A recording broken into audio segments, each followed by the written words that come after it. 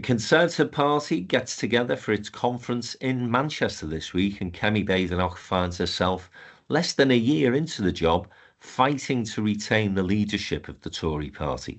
Can she survive? Indeed, can she ensure that the Conservative Party doesn't die a death as it faces extinction at the hands of the Reform Party? We're also going to be talking about international affairs, Donald Trump's proposed peace plan, crisis in France, and elections in Moldova and the Czech Republic. I'm Frank McKenna, and this is the Downtown Den Politics Podcast. The return of the sausages. All sorts of things that I would have wanted as a kid that I couldn't have, right? Famously, Sky TV. How'd that happen? I guess I just forgot what was going on. They're eating the dogs, the people that came in. They're eating the cats.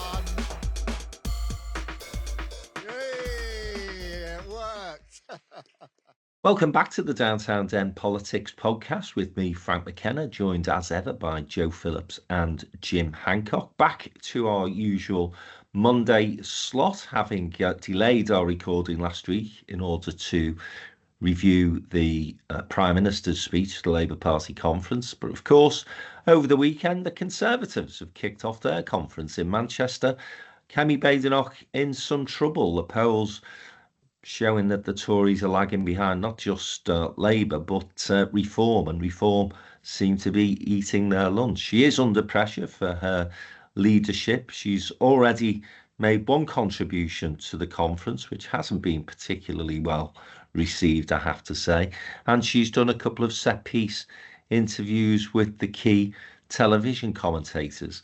An uphill battle for her for sure, and she did inherit a mess, Jim, but I'm not sure she's done herself any favours in this almost year of becoming leader of the Tory party. Her latest faux pas, of course, came in an interview in Northern Ireland, where she was insisting at one point that Northern Ireland had voted to come out of the European Union, and the interviewer had to remind her on a couple of occasions that that wasn't in fact the case. Northern Ireland have voted to remain. It's the latest in a series of mistakes from a woman who once famously said, of course, she doesn't make mistakes. So, can Kemi Badenoch turn it round for the Tories, Jim? It is incredibly difficult. I mean, never before really in British political history has the Conservative Party been challenged from the right in this way. And that is the huge elephant in the room, the hemorrhaging of votes. I was listening to an expert on this, Professor Green from Oxford University's Politics Centre, saying, and this slightly relates back to the Labour conference and their emphasis on reform, but in fact, not so many Labour voters have actually said to the pollsters they're going to reform. It's mainly the Conservatives from a very low base last year leeching even more supporters to reform. So that's the sort of background to the conference. And, in a sense, and it's not just the Tories, that most political parties, apart from the Greens and the Lib Dems, seem to be running before the Farage bandwagon, trying to sort of ape his policies. And, as we've said before on this podcast, trying to out Farage is a fool's game. So that's the sort of background to the conference. Of course, they have made two pretty dramatic policy announcements at last. We've been crying out for the Conservatives to say something. And of course, they've abandoned the 2050 net zero targets on the environment, which will dismay, there is a green section of Conservative support, people who love the countryside and so on. There is a narrative there which links in with Conservative values. They'll be pretty dismayed by that.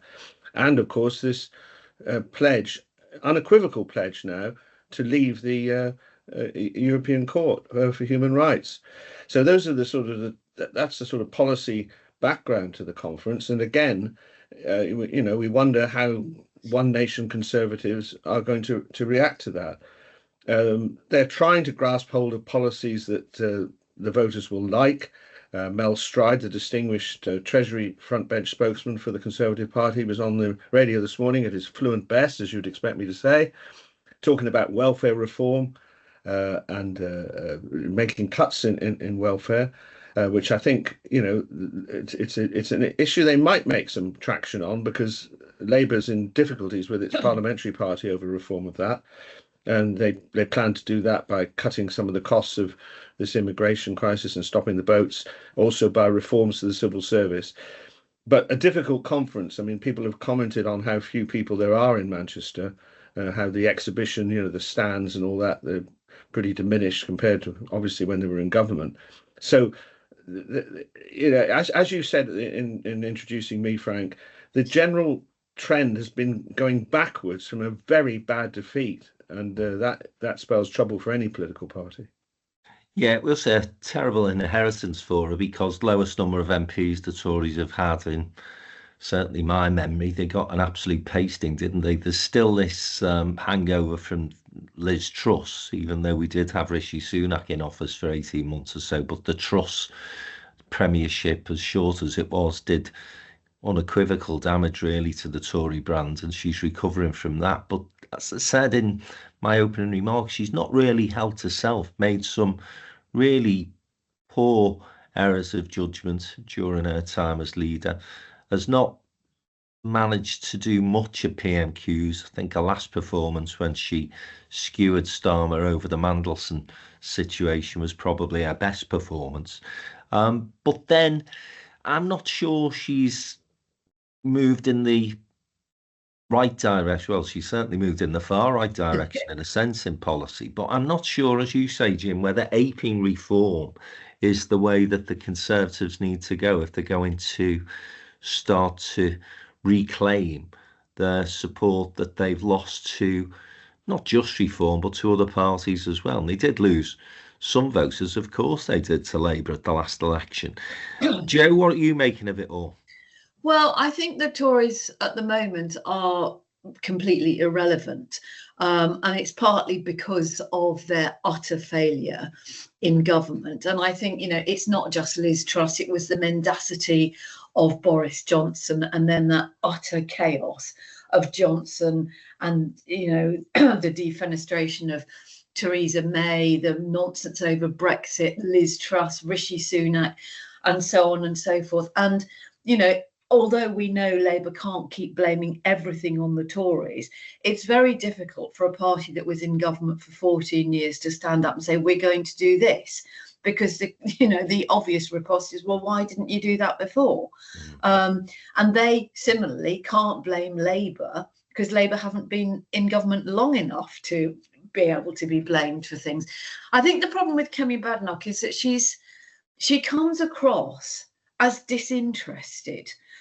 She doesn't appear to be interested in people. She doesn't appear to have a good sort of listening approach. I mean, Jim mentioned Mel Stride, who I know he's a great fan of. Jim of Mel, not Mel of Jim, obviously. And I think, somebody like that who is much more avuncular, or James Cleverly, there are people in the Tory party who people would find more empathetic, more attractive as an alternative. But as you say, Frank, given the problems that Labour has had over the last 14 months, Kemi Badenoch has failed time after time, week after week, to really land a blow on Keir Starmer during PMQs. So I don't think she's going to come out of this conference with anything amazing other than hanging on to her job, maybe until the May elections. But there are rumours that there are numbers being collected for a leadership challenge from Robert Jenrick. Now, whether or not the Tory party have got the appetite for yet another thing, and Jenrick, of course, would even more try and out Farage. So, it looks as though we're looking at the end of the Middle England One Nation Tories, which is sad, actually. Yeah, for sure. I mean, I think that what's disappointed me about Kemi Badenoch is that she has actually come out with some interesting policies, but very quickly either abandoned them or forgotten about them. So, for example, 6 months or so ago now, she said that we had to end the triple lock, for example. So that's a debate and a discussion that the country needs to have. I think that the announcements that Mel Stride has made today, some of them are interesting. We can't continue to spend as much money as we are on welfare. Disappointed at the announcements around foreign aid, because if we cut that again, then we may as well do away with it altogether. And there are much wider implications in terms of the UK's soft power when we cut that particular budget that we need to start again to make that argument from a progressive perspective. And I think that the narrative that even the eminent Mr. Strider's making could be far more effective if he simply said, we understand that Labour have inherited a really bad situation. We had the pandemic. We had Liz Truss. You know, he's already condemned Liz Truss, so why not do it again? And then go on to say, but we think they could be doing things better. Instead, he goes on the attack again against Rachel Reeves. And as you said, Joe, I don't think people are listening to that. I think they'd be far more likely to give the Conservatives a hearing if they were a bit more nuanced in terms of their attacks on Labour. So Badenoch isn't that sort of person. Jenrick, as you say, will take them further to the right. I'm not sure, Jim, whether the Conservative Party membership, though, will go for a Cleverly or a Mel Stride. My guess is that they are more likely to shift further to the right. Yeah, I think Robert Jenrick, you know, you were saying that she does give off this slight air of arrogance. It's her voice. She can't do anything about it. And not really caring, not really identifying with people, and being defensive. Now, of course, she's defensive partly because the interviews are always along the lines of, why are you doing so badly? So it's difficult to sort of overcome that. But on the other hand, you've got Robert Jenrick there, who does appear to be more focused on people's problems. You can talk about gimmicks like sort of apprehending fare dodgers on the underground and things like that, but it sort of works for Ed Davey, so why not for him? So you've got this dynamic alternative available, and you do have, obviously, Tom Cleverly is obviously the One Nation alternative, but I agree with you. I don't think the Conservative Party... You mean James? James Cleverly, sorry. No, the Argyle manager is not available for this discussion. Sorry about that. I mean, I've got even more excuse now. He actually is our manager. Anyway, James Cleverly. Chris, you could edit that together. There must be 5 or 6 minutes of Jim calling James Cleverly Tom Cleverly. Well, he is our manager. He is our manager.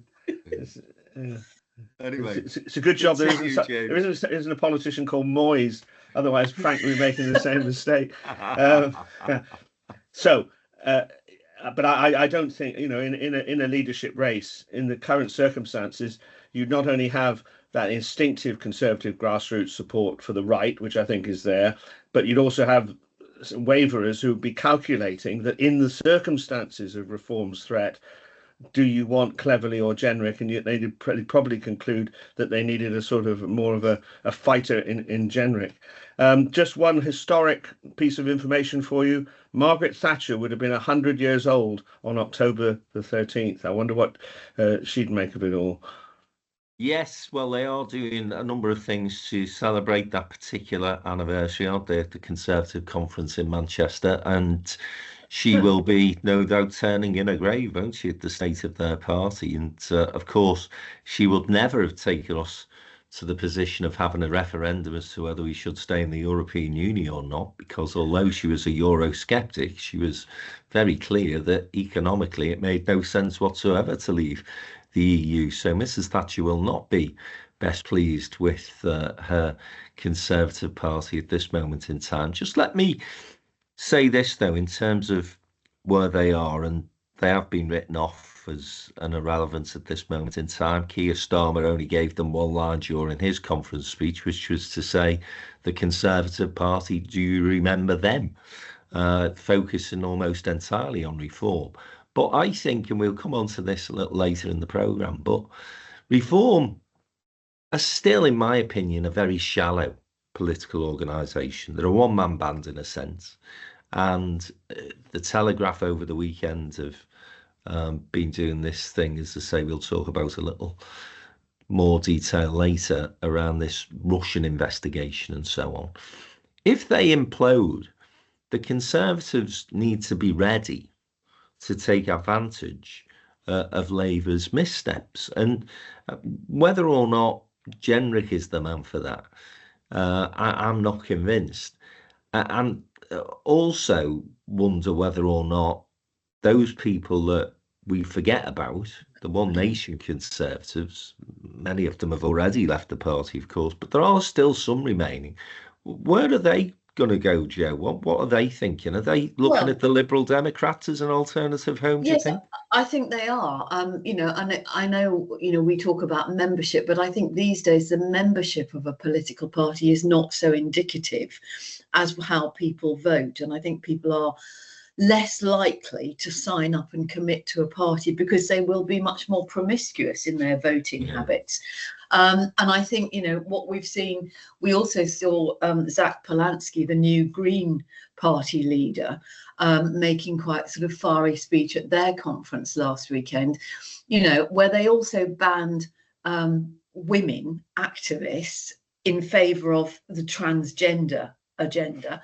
And he has, he's come out with some pretty stark things that sort of Middle England One Nation Tory will no longer find attractive. So I think the Lib Dems will be the beneficiaries. And the other point that I would make about reform, Frank, is it's all very well, all these Tories defecting to reform. But if Nigel Farage ends up being the de facto leader of, that used to be the Conservative Party, they didn't win, they lost. Where's the appeal to voters in that? And I think that's something that, certainly I think he is very aware of. But of course, the temptation is to say, look, somebody else has joined us. And you think, yeah, but do you really want that? I mean, Danny Kruger, for sure, was a coup because he's a serious politician and he's thoughtful and all the rest of it. But the rest of them, they're just, they're just opportunists. And in a way, you sort of think, well, actually, maybe the Tory party would be better if all of those people who are desperate to be seen to be backing a winner get into Nigel Farage's, fast car, and the rest of them get out and push the bus slowly down the road and fix it. It's not impossible. The Liberal Democrats absolutely destroyed post-coalition, and look at them now. Yeah, and I always go back to the early 80s when Labour were written off as a political party with the SDP as it was then. But, they were going to come in and sweep all before them. And then after the defeat to Johnson and Corbyn, we were told that Labour was finished as well. Very difficult to write off the big two political parties in our country. So I'm not convinced that the Conservatives are dead yet. I do think that they're in a really challenging position, but I think there's still enough talent within that party to pull them round. I just think they need a broader church. And I wonder, Jim, noticed this over the summer, I'm sure you guys picked it up as well. Robert Jenrick, for all his right-wing rhetoric, was having lunch and dinner with people like David Cameron and George Osborne. Those people seem to be backing him for a future leadership bid. He's also apparently had a number of meetings with J.D. Vance and that sort of right wing of the Republican Party as well. He's got something more about him than Badenoch, I suppose, is what I'm saying, Jim. Yes, I think he has. And obviously there's always a possibility. I don't think it's likely that if he became leader, he would start to tack to the centre. I mean, that can be a trend in politics where when you're standing for something, you emphasise a particular strand, and then you realise you've got to govern the whole party. And in order to prevent this leaking off to the Liberal Democrats, he might have to do that. So there might be some tacking in that respect. But just a word on the Reform Party.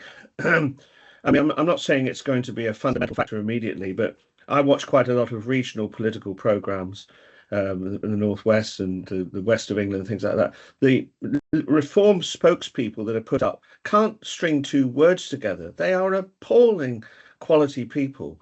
And, I also note, I think once the oh dear. Sorry, I'm so sorry. Sickly unfortunate shot there. Apologies to those people watching on YouTube. Yeah. Perhaps I can cheer them up by showing you this. Never again will I make this mistake with my James Cleverly is on the bloody microphone from now on. Just to finish off, really poor quality people. I believe, Joe can speak to this, that they're going to put the council tax up in Kent. So, if the scrutiny starts to bear down on reform, if Jenrick does become the leader, I do agree with you, Frank. Writing off political parties, particularly the Conservative Party, that, as we've said, the cliche is, but it's true, the most successful democratic organisation in political history globally, would be a mistake. Okay, well, can I come back on Jim's point? That is front page on the Financial Times today. That Reform in Kent, which took over the county council, is going to put up council tax. And they are saying there is no money to save. There is nothing left. So all this talk of, the Doge or Dolge, however they say it with local government, cost cutting, there isn't anything. And so I think, the reality, as you say, Jim, will begin to hit home with people either saying, oh, actually, this isn't as easy as I thought it was going to be, or the general public going, well, they turned out to be a waste of time, didn't they? And that will see a decline in reform and, possibly a resurgence in the Tory party. The other thing that the Tories don't talk about is the elephant in the room, which is Brexit and Europe. Well, they can't, can they? It's difficult for them. But they need to. Although Jenrick was a Remainer. Yeah. Yeah, but it's interesting how Labour are beginning to inch a little bit further along. Rachel Reeves emphasising the youth mobility scheme. Burnham, although, of course, as we discussed last week, has probably burnt his boats for the time being, saying he could envisage in his lifetime returning to the European Union. I do detect in Labour a slightly emboldened desire to talk like you have, Frank, to your business colleagues, and you get the business background, pleading for a more sensible view on Europe. That is beginning to happen in the Labour Party. Yeah, for sure. And I think that, people need to look at some of the work that Best for Britain have done in this space, particularly because they've been really influential in terms of driving the Labour Party to a more pragmatic position on the EU. And I think that the more Labour talk about Brexit, actually, the more likely you do discredit reform. That is a difficult area for the Conservatives to go near. So, if Labour continue to bang the drum for closer ties with the European Union and express in clear terms the damage that Brexit has done to the country, not least to its economic performance, and then the Conservatives start to scrutinise reform's promises on the economy, which are absolutely fantastical. They are just ridiculous, some of the things that reform have committed to. They've not going to cut anything, actually. They're just going to spend more money on every, the triple lock's going to become the quadruple lock. We're not going to cut benefits. We're going to remove the 2-child benefit cap. We're going to reduce taxes. And I think Mel Stride, about 6-7 weeks ago, was actually going down that route of saying, this is just incredible. Hopefully we'll see a bit more of that. And reform could be the ones who get caught in the pincer movement then, rather than at this moment in time, the Tories being caught between people who are sort of one nation conservatives, as we describe them, saying, well, I'm not voting for that. I'll have a look at the Lib Dems, and some of them might even look at Labour, actually, whilst other people who are tagging towards reform, they need to start to get them to look properly at the economic policies that are being sold, because other than immigration, actually, reform ain't that right wing in terms of its politics. So we'll see how the Tories go on this week. I'm personally hoping they have a decent week, but I don't think Kemi Badenoch is going to last beyond November. I don't think she'll see the local elections. That's when they can actually trigger a leadership challenge. So whether or not Jenrick decides I'd rather get the local elections out the way, let her take the blame for that, tactically that might make a bit of sense. But politicians, as we all know, are impatient. Yeah, but you are right. Immediately after a Conservative conference is a danger time. I mean, Margaret Thatcher fell in 1990 after the conference. The quiet man, Duncan Smith, it's a time when they get back to Parliament and the opportunity arises. It can be a danger time, yeah. Yeah, okay. We're going to take a short break. When we come back, we're going to talk about that terrible incident that took place in Manchester at the synagogue and the aftermath in terms of the reaction. Stick with us. We'll be back in a moment.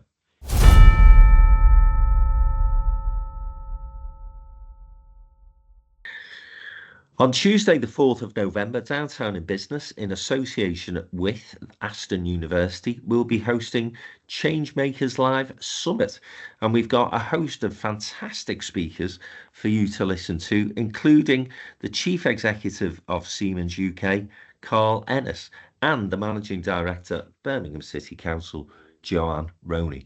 If you want to join us for Changemakers Live Summit 2025 at Aston University, 4th of November, please visit all the W's, downtowninbusiness.com, go to our events page and register your interest.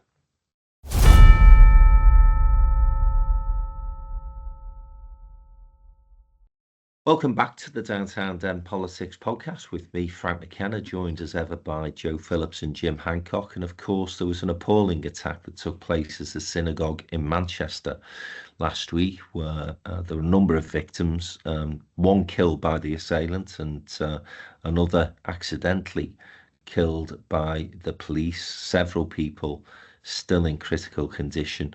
And of course, the attacker himself shot dead by the police. It was an awful situation happening, of course, in and around the time when the 7th of October was being remembered, that awful attack by Hamas in Israel.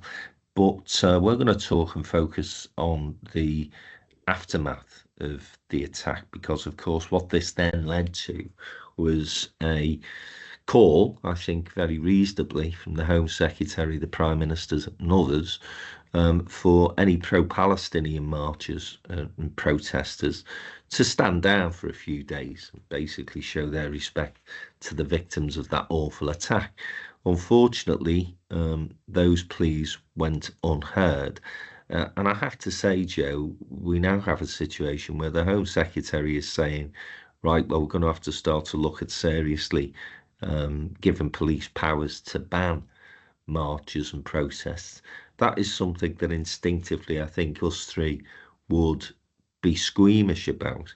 But nevertheless, the reaction of those pro-Palestinian protests leave many people in the country, I would suggest, thinking, bloody right, this is absolutely outrageous, ridiculous, and they should be banned.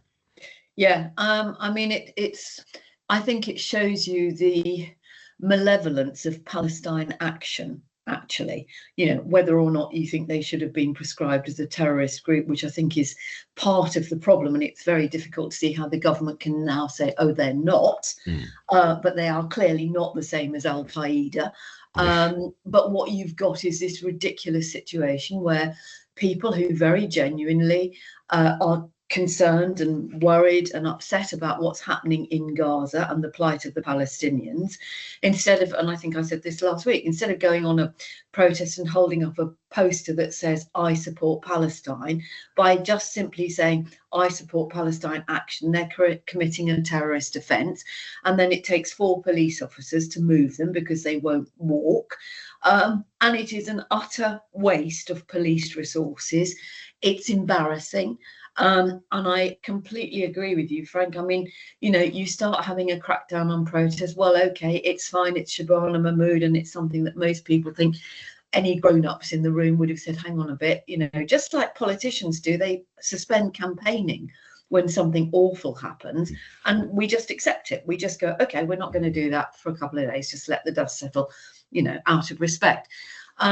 But what you end up with then is, let's think back to Suella Braverman, who wanted to ban protests on all sorts of things. And you go down this slippery slope.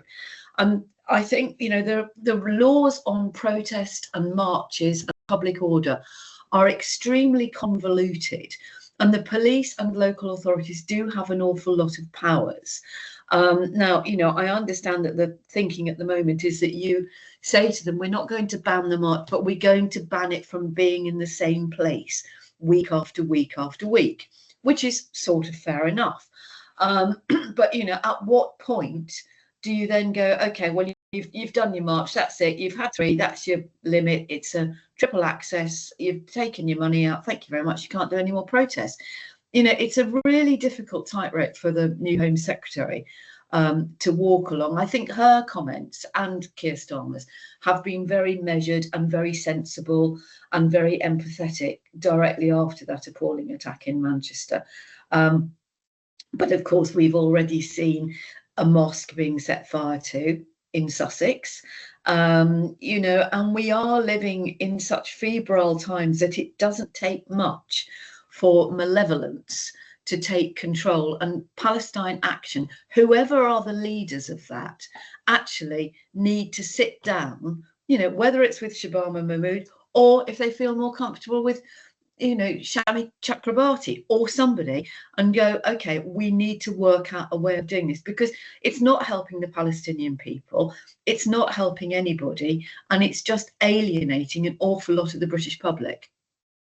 Yeah, and I think I always go back to the comment that was coined by Tony Blair all those years ago: with rights come responsibilities. Yeah. And the right to protest is absolutely written within the unwritten British Constitution, if that makes any sense whatsoever. It probably doesn't. But the fact that they were unable to show the empathy that most fair-minded people would have seen as being entirely not just reasonable, but actually something that just you should do as a decent human being, Exactly. I think will have turned an awful lot of people off, and does then give excuse to people who have more draconian attitudes towards protest and marches an opportunity of saying, here we go again.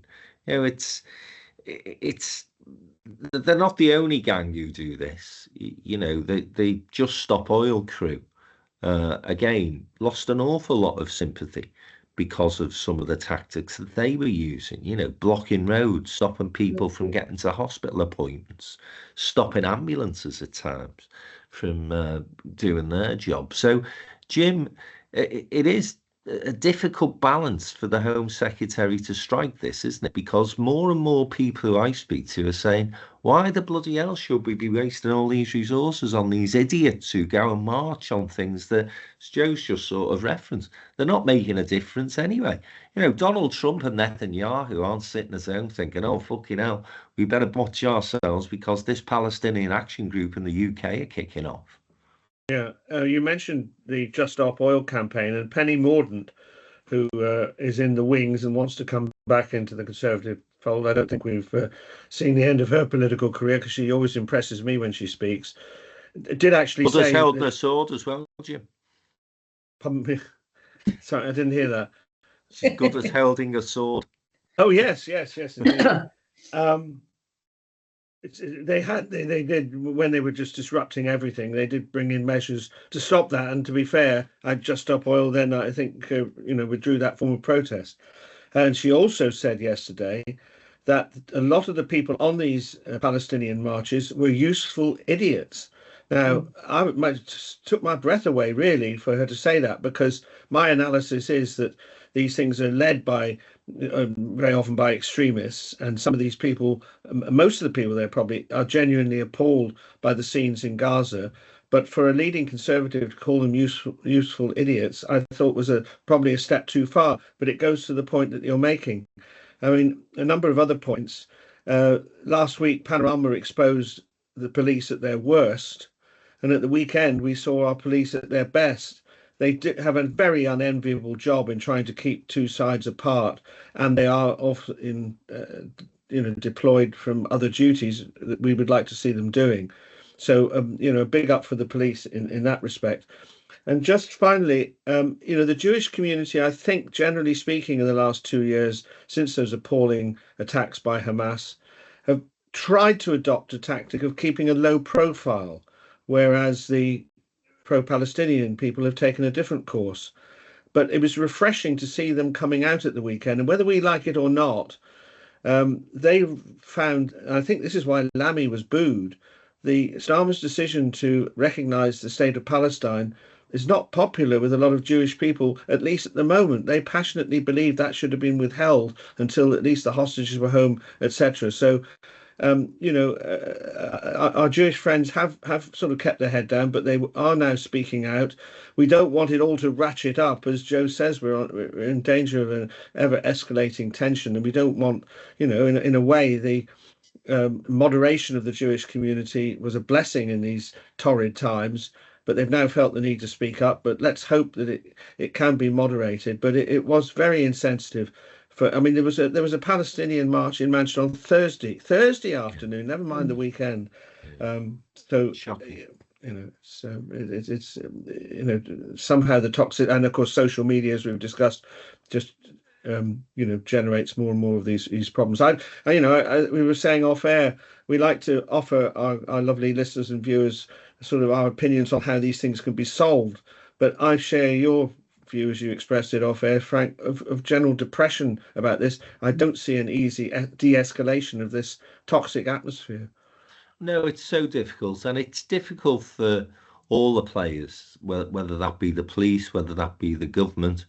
And I do think that we've perhaps, because of the atrocities that we're seeing night after night in Gaza, which have obviously been led by a very reactionary Israeli government, I think the terrible time that the Jewish community in the UK have actually had during this period has been understated and underplayed. And I was told at Labour conference, actually, by a couple of Jewish colleagues, that their schools have got armed guards at times. I mean, this is fucking absolutely outrageous. For people within our community to feel that threatened, it is just absolutely crazy. And for me, although I, as I say, I'm always reluctant to ban anything, actually, but certainly protests and marches, you can see why the Home Secretary is considering taking such measures, because you simply can't have a community, whoever they are, in this case, Jewish community, feeling intimidated in the way that they clearly do. And isn't it a shame that it's taken this awful attack and death of the synagogue last week for it to be focused upon?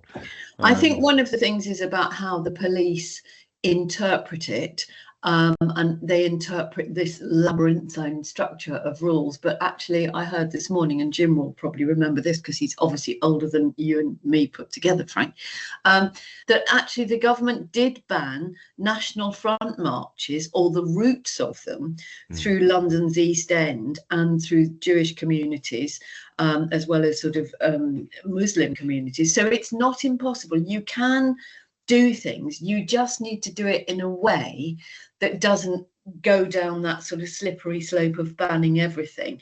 And you mentioned Stop Oil. Well, the funding stopped. The two big donors stopped funding it because they realized that actually it wasn't doing a job and it was just performative.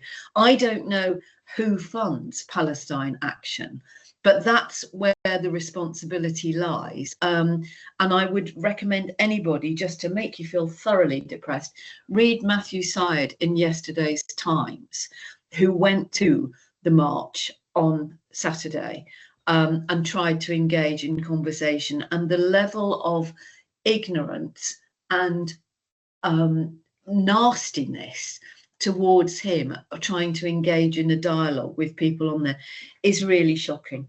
Really shocking. No, and I'm afraid that there are no solutions to this that can be easily expressed in a podcast, and our politicians will have to grapple with this issue for some time to come, I guess. But in terms of the bigger picture and the situation in Gaza, then peace talks may be about to begin. So when we come back after this short break, we'll get into Donald Trump's plan. Tony Blair, Prime Minister for Gaza, perhaps. Stay with us. We'll be back in a minute.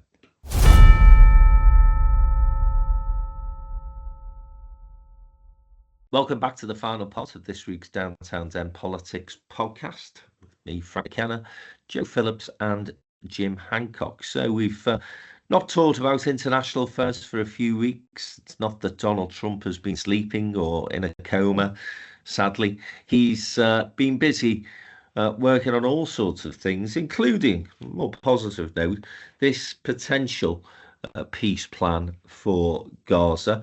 I'm going to talk to you about this, Joe, because I know that you are very exercised in this part of the world in terms of your knowledge and your experience. So what are you making of it? Is it real? Is it something that could come to fruition? I think it's probably more hopeful than anything we have seen in the last couple of years. I think the fact that the Arab states are supportive is hugely significant, because that is like herding cats, and I think that is the most significant part. I think it's putting huge pressure on Netanyahu, who is still bombing Gaza overnight, but you know, it puts pressure on him. He doesn't want this war to end, because it would mean that he would have to have an election, and it would mean he would go to prison for corruption charges. So it suits him to carry on the killing and the genocide and everything else. But I think, you know, the devil, as with all these things, lies in the detail. Personally, I wouldn't trust Donald Trump, because he will only do this for as long as he can see some personal benefit from it, whether it's the Nobel Peace Prize or, you know, building the Riviera on the Mediterranean. But, you know, the idea of a board with Trump as the chairman and Tony Blair as the sort of, you know, de facto prime minister. There are many people in the Middle East who would say, well, hang on a minute, that just reeks of imperialism and colonialism. And Hamas, as far as we understand, have agreed to hand over the hostages, but they want a part in a future role in a Palestinian state. Now, you know, that is non-negotiable. They can't, and I think everybody agrees that they can't and they shouldn't. But how do you move towards a democracy or even an interim governing authority, a Palestinian authority, without, when you've got people who've got no homes, they've got no food, they've got no water, the last thing on their mind is, oh, I must go and vote today. Where? You know, so there's an awful lot to go on, but they might be able to, you know, get it to a stage. If the hostages come home, that is a huge result, really. But like I say, the devil's in the detail, and the pressure is on Netanyahu hugely. Jim? I'm a bit pessimistic about this, because one thing has to follow another. And whilst Hamas are clearly Hamas in Gaza, not the political leadership in Qatar, who I think want to broadly follow the 20-point Trump settlement, but the Hamas in Gaza do not want to lay down their arms or leave, and therefore, you know, even the withdrawal of the hostages won't do it. You know, I mean, if the hostages come home and Hamas is still there, Netanyahu will probably go in again. So I'm a bit pessimistic about this. Whilst Hamas are still there. I mean, the benign scenario would be that the hostages come home, the Israelis would partially withdraw. They're not going to withdraw totally. An Arab peacekeeping force comes in. And then we have this curious business where Trump and Blair apparently are going to sort of form a peace council, but presumably and hopefully rapidly involving the Palestinian Authority, the revamped, uncorrupt Palestinian Authority, who would come in behind it. That's a benign scenario. But I fear that Hamas, who's still in Gaza, you know, you sort of feel that there has to be a violent, awful, violent end game to this, where Netanyahu actually does finally crush Hamas, but you know, perversely, when he does that, the sort of consequences for him personally loom up, as Joe has illustrated. Yeah, I'm just looking at the latest news coming through now, and it's suggesting that talks have started or are about to start on the peace plan. As you say, Joe, Trump will see this as his opportunity to get that much coveted peace, the Nobel Peace Prize. Yeah. Jesus, unbelievable. But listen, if that's what it takes to get peace in Gaza, then I'm sure we'd all happily sign up for it. Tony Blair's role in this is interesting, though, isn't it? Just shows what a significant and influential figure he continues to be in terms of global politics, and apparently he's well respected right across the Middle East, which is why this role is potentially going to be given to him. Do we think that Tony Blair will be the central figure who potentially helps unlock this, Jim?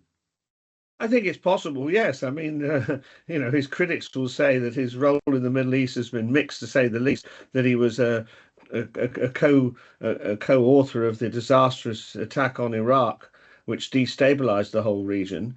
But since then, I think it's called the Quartet. He has worked in his period since Prime Minister in the Middle East and does appear to be respected by all sides. So there might be a role for him. I mean, it is important, given the long history of European involvement in the Middle East in an imperial sense, to avoid that being the impression. And I don't see Donald Trump giving a lot of time to it. Best to leave it to Blair. And I would imagine some former Scandinavian politicians would be heavily involved in this peace council.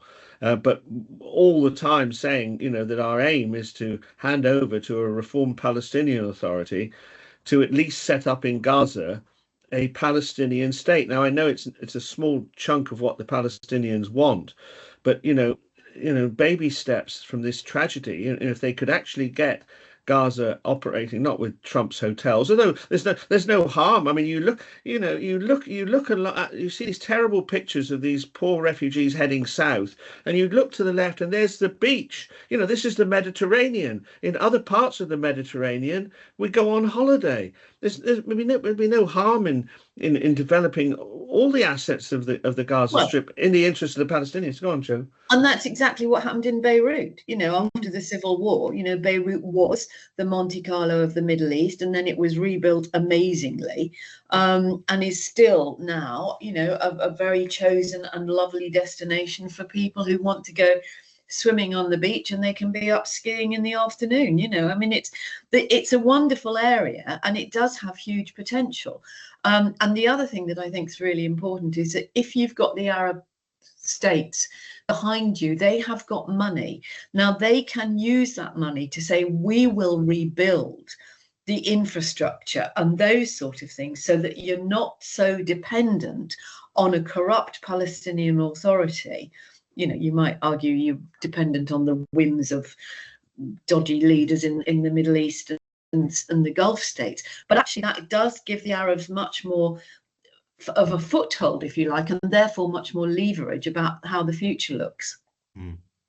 Well, it's going to be I think, long negotiation. I don't think this is going to be something that's simple, and there's no overnight fixes to what is a very complex and complicated situation. But we are all hoping and praying, I'm sure, that there is some resolution, because, as you rightly point out, Joe, the bombing continues, and the poor Gazans are absolutely in atrocious conditions and in fear for their bloody lives every day, and not just from the bombs. Just finding food and water continues to be a challenge for them. So hopefully those peace negotiations can come to some positive resolution quickly. It does mean, of course, Netanyahu's political future is under a cloud, and that seems to me to be a big barrier that will need to be overcome at some point. But don't be sure that he's going to go to prison, though. I mean, we say, as soon as the war's over, he'll be in court. He will go to prison. He'll do a deal, won't he? Yeah, exactly. I think he. He's not going to be able to swear it like Trump has done in America every time the law goes against him. No, the Israelis are really, really strict. And the silly thing is that it's corruption on such a small scale, in the sort of the real world. It's a few baubles and a few quid and cigars. It's not millions and millions and millions of dollars stashed in some bank account in the Cayman Islands. It's presents and gifts, and the Israelis are really, really strict on it. Well, we'll see. I We'll think see. he'll surely do a deal on that. I think he might end up going and seeking asylum in the United States. Who knows? Yeah. Anyway, let's stick with Donald Trump and America, though, because although we would all applaud the efforts he is making to try and bring some sort of semblance of peace to the Middle East, what he's doing domestically is somewhat frightening. And I've been saying for a number of months now that I seriously fear for the future of democracy in the United States. We've seen him basically employ troops in some of the cities of the United States where the governors in those states are saying there's no need for troops to be deployed here, but nevertheless, they've rocked up. You've seen people now being investigated simply for disagreeing with the president's views or criticise him in the past, including former FBI, head of the FBI, Comey, who's in trouble and had raids on his home and so on and so forth. Fauci had his security removed. Kamala Harris has had her security removed. This guy is totally out of control.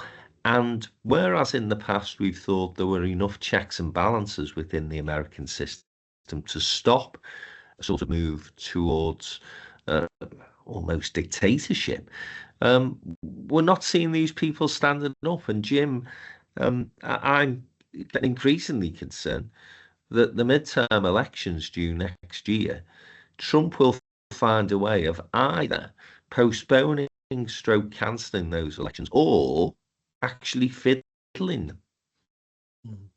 Well, I've resisted your apocalyptic forecasts up to now, but I have to accept that he has been, with this sending the army against cities, Chicago, we're going to send the army against the civil authorities in that city, saying we don't need them. Apparently, he called all these generals back from all over the world, and they were addressed by the Secretary of War, as we must now call him. And a lot of publicity about saying they were all too fat and needed to lose some weight. But apparently the main purpose was to say, almost that you're going to get some pretty uncomfortable duties. And apparently he was heard in absolute silence, and I imagine horror, by leading generals in the United States Army who thought their duty was to protect their country externally rather than turning inwards. So I don't want to diminish what you're saying. However, the Democrats are fighting back. We've got, this impasse on the budget at the moment. The Democrats want to preserve some elements of health spending, and because they need a supermajority, the fact that Trump and Republicans control all the arms of government doesn't apply, because they only narrowly control the Congress, and the Democrats are blocking him at the moment. I mean, it's not unusual for America to go into this situation, but at last we're seeing some sort of Democrat resistance to this. So I agree with you. Trump continues along this road with this mixture of stuff on the health, on civil unrest, that sort of thing. But there is some signs now that the Democrats are trying to rein him in. I don't know how successful that will be. I mean, so much has gone on, since Trump became president for the second time. We've seen comedians taken off air and cancelled. So much for freedom of speech.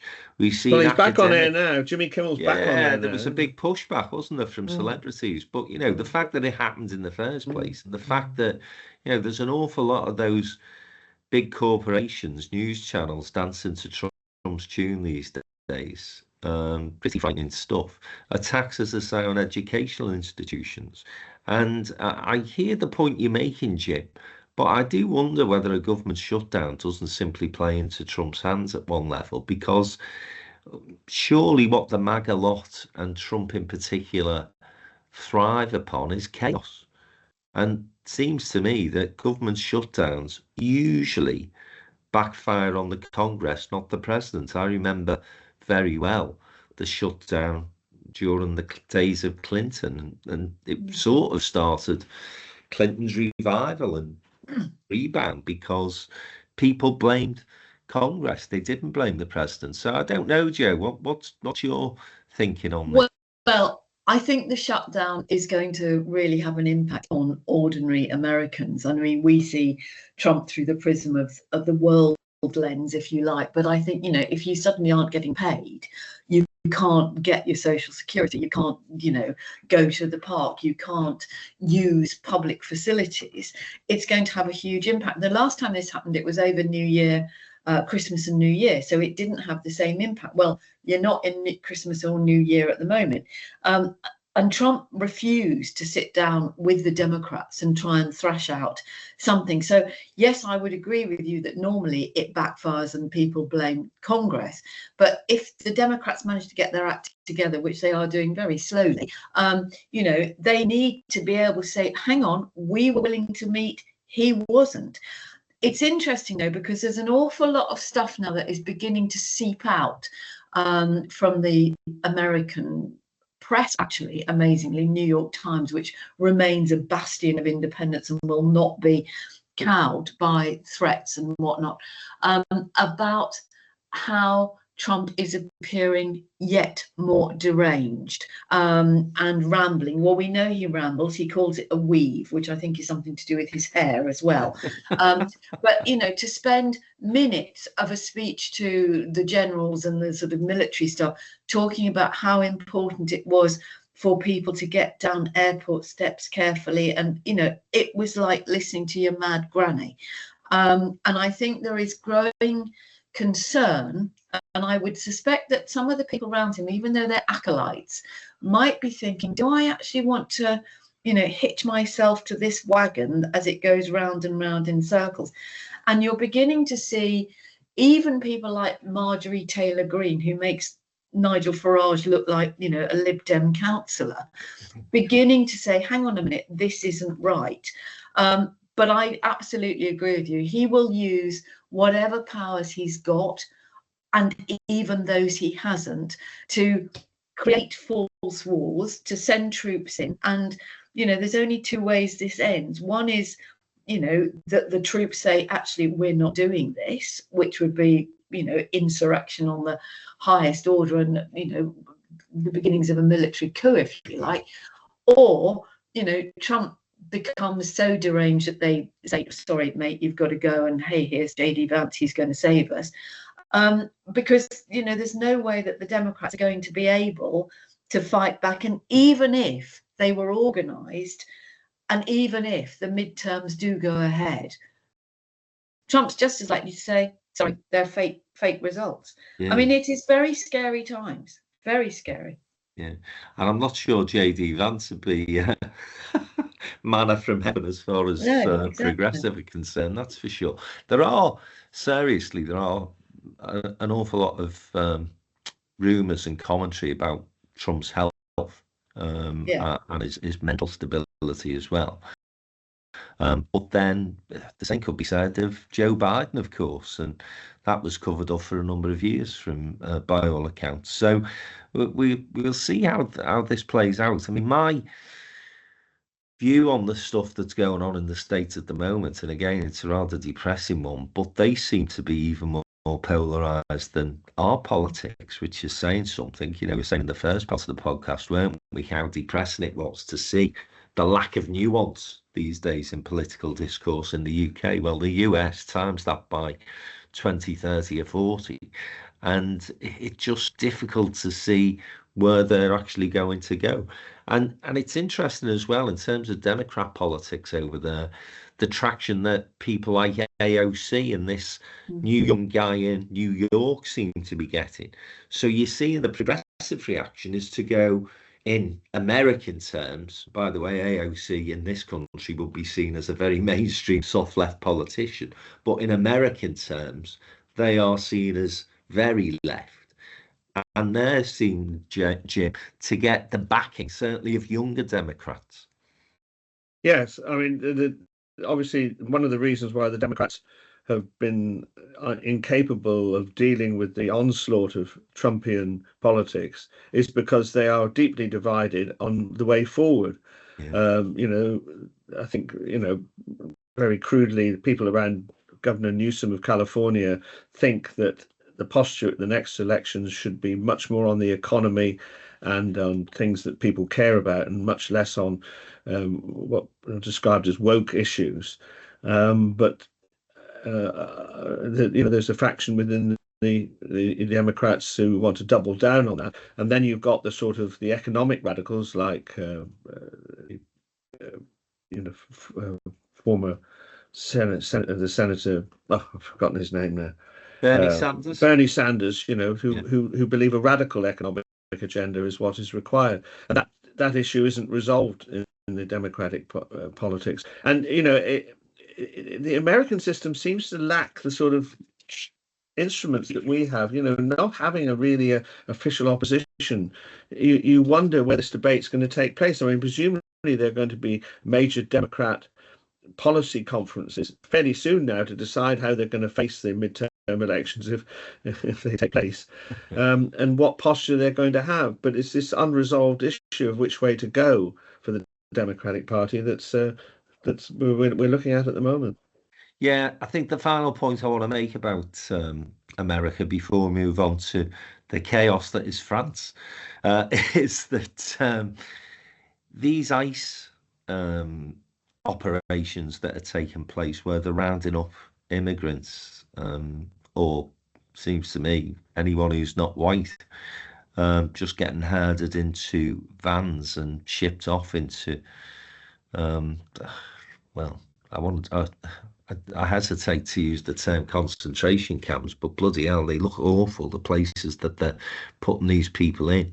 And some incredible stories. I heard one about a woman, Irish woman, who's lived there for 50 years and wrote a check 10 years ago for $25, which meant that she went into an overdraft. This is a true story, by the way. I'm not making this up. And that is classed in the United States as a misdemeanor. And so if you are somebody who is an immigrant who's been adopted as an American, then anytime you break the law, they can actually say, right, we're going to basically relinquish your American citizenship. This woman now, she was arrested on a plane back from Dublin into the States. Her husband hasn't been able to speak to her for 6 weeks, and she's been basically kept prisoner. Absolutely unbelievable. And there's stories like this going on. I mean, obviously, a woman of colour by all accounts. It's just absolutely incredible. I wonder whether or not this is going to start to impact on our politics, and how sensible or otherwise you think it is, Jim, for people like Badenoch to say we are going to deploy these sort of tactics in the UK. I'm not sure whether the British public have the appetite for that sort of thing. Well, we'll see, because the case you've mentioned is clearly unacceptable. But as I understand it, the figures on people trying to come across the Mexican border are dramatically down as a result of this. So, the brutal truth is that these brutal policies are having an effect on closing the Mexican border. And of course, we've seen in this country with reform saying that the indefinite leave to remain is going to be taken away. You can see them trying to copy this, that drastic action, infringing our civil liberties, maybe, but that's the price we have to pay. The debate on that is live, and how the Americans react to it, and how the Brits, because we're generally regarded as a fair country, and that is the political balance. But we have got political parties, the Republicans in America and Reform in this country, and to some extent the Conservatives, reaching out for radical policies to stop illegal immigration and to reduce the number of immigrants in their countries. And how the population of those countries react is going to be interesting. But it's awfully tempting. Obviously I've heard what you said about this Irish woman, it's the extreme end of it. But if it's effective, a lot of people are going to support it. Joe, what do you think? They might support it in principle until they suddenly realise that, oh, actually, your operation's been cancelled because the doctor that was going to carry it out has been deported. Sorry, your school's closed because your kid's teacher has been deported. Oh, the person you work next to has been rounded up and taken off the streets. The awful thing is that so much of what's happening in America is the stuff of terrible films. And you think, oh, you can't imagine it happening here, but you can. And the more that people say that, you know, we were all absolutely and rightfully outraged about the Windrush scandal. This would be a million times worse. And there is nothing to suggest that it would deter people from crossing the channel. I was out and about yesterday, and I happened to be in a garden centre where there was one of those car wash places. And the people who were working in the car wash place, they were clearly not English. They were speaking another language, Eastern European, I think. I didn't engage with them. And I was in an area which was festooned with the flags of St. George, you know, halfway up a lamppost hanging pathetically. And I just thought, okay, so you go and get your car washed, but you want those people taken away. You go and get your nails done, but you want those people taken away. You know, all those things that people use happily, you know, because they want to pay cash, or they don't want to do this, that, and the other, or it's cheaper. They're not looking and asking, where do those people come from? Are they victims of modern slavery? You know, the girl that's doing your nails, how's she living? We need to be a little bit more clued up about how we see other people. And if we see them all as a threat instead of seeing them as other human beings, then we are going really to hell in a handcart. I think that's where Labour and others, though, have got to start to get a better grip on the narrative around this issue. And all I heard really from the conference was, we're going to crack down as hard as we can on immigration. Wes Streeting made the case as to why the NHS, for example, will fall over tomorrow if reforms policies were enacted in the way that they're suggesting. But he was one of the few who were able to articulate the positives of immigration. It's difficult because you do have a media now that are obsessed with the boats, which I remind people are still less than 1% of the immigrants that come over to the UK, but it's a very visible thing, and it's people instinctively feel as though it's wrong.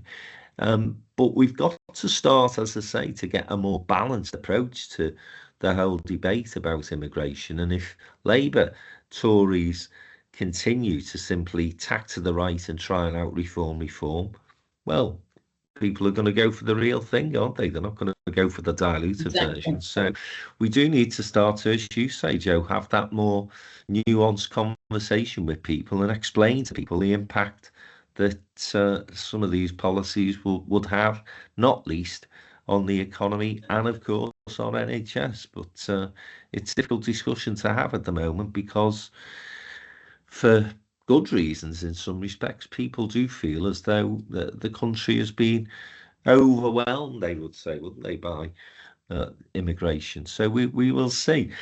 Finally, just want to get into European politics, and briefly, because I'm conscious that we've run over a little today, but we've had much to cover.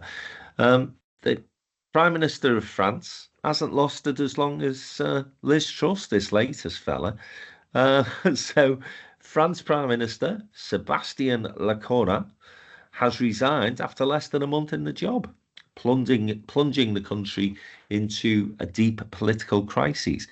They have to say, Jim, this is all Macron's own making, isn't it? He called that election, what was it, 18 months or so ago, unnecessarily fit of peak, and it's come back to bite him on the arse.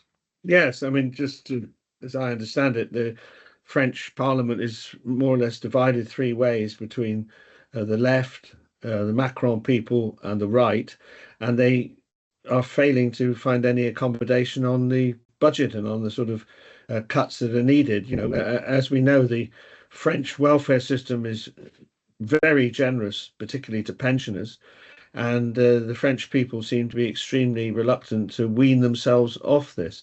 The wider, more serious issue is, of course, putting it in the European context, anything that, France is obviously, along with Germany, the major pillars of the European Union.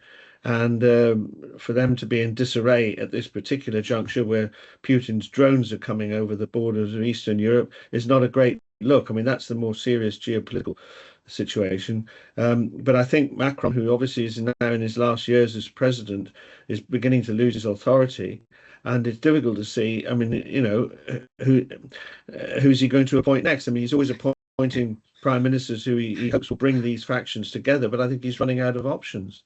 Yeah, it's difficult to see where he goes next, actually, and whether or not he will be forced into an early presidential election or resign even, which is, you know, a couple of years ago you would have said was absolutely unthinkable, but his star is certainly diminished, and if you can't put a government together, then you're a bit knackered, really. But other parts of Europe, no less stable in a sense. Joe, you were telling me about some comments that I've not picked up, I have to say, from Angela Merkel. What was that about? And then talk to me about Moldova and Czechoslovakia. Angela Merkel has come out with some really weird comments about the Ukraine war, basically blaming it on other European countries, which seems to be taking the Putin line.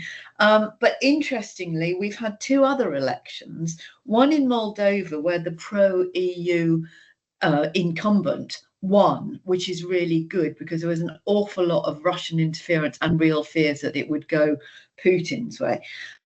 So that's good news in Moldova, but also Czechoslovakia, where he's called a populist billionaire. I don't know if that sounds familiar to either of you, as if there's a populist billionaire anywhere else in the world.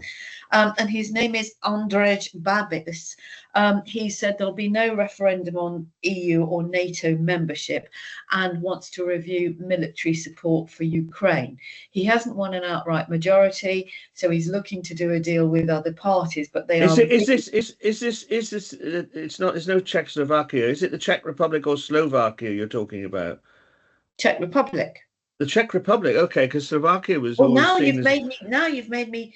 Double check, Jim. Yeah, because the Czechs, they split a long time ago, and the Slovakia was generally the less progressive. You're quite right. Part. No, I'm being very old-fashioned. I'll be talking in pounds, shillings, and pence. And so it is the Czech. This is the Czech Republic. Wait a minute, I'm going to check. Hold on. Czech election. Yeah. We'll talk amongst ourselves. Fact checking live. If only the BBC Republic. did this.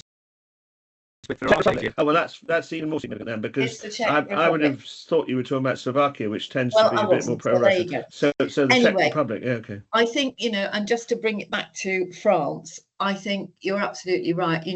Macron, and here's a warning to other would-be politicians, they look absolutely like the bright new hope, and it tarnishes very quickly. There are an awful lot of people in politics who are the Gerald Ratner of politics, aren't they, when it actually comes to reality. But Europe is, it's not as stable as it should be, given the threats we're facing. Absolutely. And I think the other thing is sort of red flag warning maybe for us Brits is that, Macron, this was a brand new political party. Absolutely. 10 years ago, and it's all fallen apart very quickly, so be careful what you wish for, in a sense.